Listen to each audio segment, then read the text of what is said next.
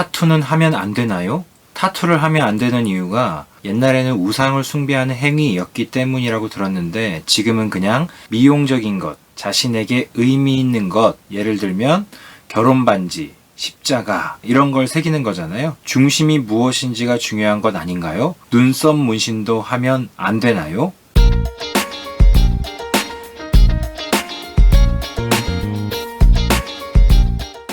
문신을 하면 안 되나요? 타투를 하면 안 되나요? 눈썹 문신 하면 안 되나요? 하는데 제가 여기에서 참 할 말이 없습니다. 왜냐면 제가 눈썹 문신을 했거든요? 근데 한 게 그 정도냐고요? 제가 이렇게 질문이 들어오면 답변을 하기 전에 실제로 지금 유튜브에 올라와 있는 그 관련 이슈 영상이 얼마나 있나 봐요. 이미 기독교인들이 가지고 있는 문신에 대한 고민에 대해서 수많은 영상들이 있더라고요. 지금 현재 어떤 의견들이 있는지 정리부터 한번 해드릴게요. 반대하는 쪽, 하면 안 된다라고 말하는 쪽의 논리가 크게 두 가지가 있습니다. 하나는 성경에 문신하지 말라고 써 있더라. 둘째는 우리 몸이 하나님이 거하시는 거룩한 성전인데 고통을 주면서 몸에 뭔가를 새긴다는 게 과연 그 논리 안에서 봤을 때 성경적으로 선하냐? 그렇지 않다. 이런 논리예요. 첫 번째 논리부터 한번 보면은 성경에 문신하지 말라고 써 있더라 라는 건데 성경에 문신에 관해서 딱 한 구절 나와 있거든요. 레위기 19장 28절입니다. 죽은 자 때문에 너희의 살에 문신을 하지 말며 문의를 놓지 말라 나는 여호와니라. 이 구절 하나인데 사실은 이 구절이 문신을 하지 말라라고 성경에서 규정해 놓은 구절이다라고 말하기 굉장히 어려워요. 레위기 19장의 문맥이 내가 거룩하니 너희도 거룩하라 라는 이야기를 하나님께서 계속 하시는 맥락에서 나오는데 여기서 말하는 죽은 자를 위해서 하는 문신이나 살에 새기는 무늬가 이스라엘 백성들이 구원받아 나왔던 이집트의 문화예요. 당시 고대의 종교 문화와 많이 얽혀 있기 때문에 이 성경 구절 하나 가지고 지금 시대에 그대로 문자 그대로 적용해서 문신하지 말라고 하나님이 명령하셨다라고 해석하는 건 좀 억측이죠. 그 다음 두 번째 논리. 우리 몸이 하나님이 거하시는 거룩한 성전이기 때문에 훼손하면 안 된다. 이게 어려운 게 뭐냐면 그 훼손의 범위가 어디까지냐라고 물어봐야 돼요. 그거 굉장히 어려워요. 그러면 염색도 안 좋은 거죠. 머리 펌 하는 것도. 어찌됐든 아주 약하긴 하지만 우리 몸에 고통을 주고 훼손시키는 거잖아요. 그렇게 말하기에도 이 문신이 참 어렵습니다. 찬성하는 쪽의 논리도 두 가지 정도가 있더라고요. 찬성하시는 분들이 문신을 꼭 해야 된다라고 장려하는 건 아니에요. 조심스럽게 찬성을 하는데 어떻게 얘기하냐면 문신은 이제 하나의 패션, 문화적인 차원으로 접근해야 된다. 또 하나는 문신을 통한 유익도 있다는 거예요. 자기 각성이라는 거죠.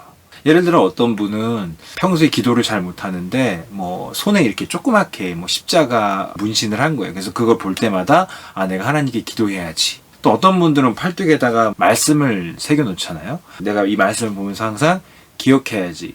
이런 것처럼 문신의 유익이 분명히 있다라고도 얘기하는 거죠.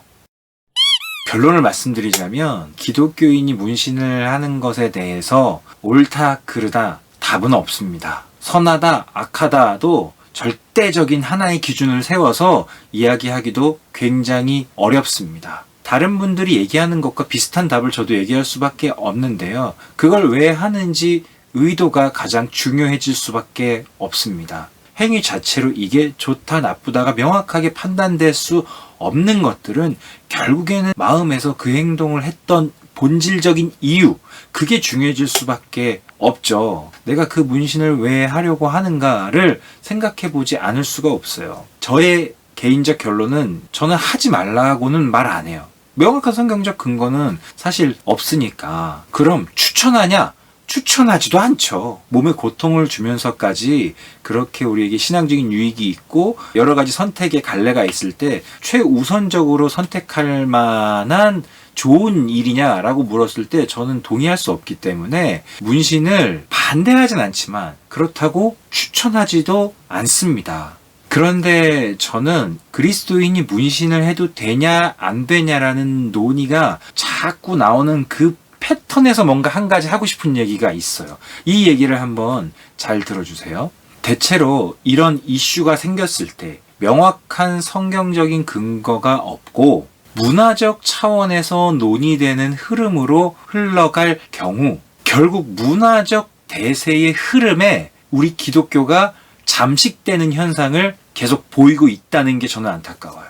결국 보편성의 논리에 항상 우리는 졌다는 거예요. 그 얘기인 즉슨 한국 교회 자체가 문화를 생산해내는 자체의 능력이 없다는 걸 증명하는 거죠. 하나 제가 예를 들어 볼게요. 절대 교회에서 일렉기타 연주하시는 분들 제가 비하하는 거 절대 아닙니다. 그런 얘기 아닙니다. 예전에 교회 찬양팀에서요. 악마의 악기였어요. 메탈, 헤비메탈 이런 음악을 대변하는 악기가 일렉기타였기 때문에 일렉기타를 찬양의 반주로 사용한다? 그 옛날에 상상할 수가 없었어요. 그런데 지금은요? 지금은 다 쓰죠. 없으면 뭐 허전하다 싶을 정도죠. 결국 이것도 문화적인 차원으로만 흘러갔고 보편성의 논리가 다가오니까 거기에 잠식돼서 왔죠. 기독교가 문화의 흐름에, 문화의 파도에 어떻게 대응해 왔는지, 얼마나 힘이 없이 끌려왔는지를 우리가 한번 생각해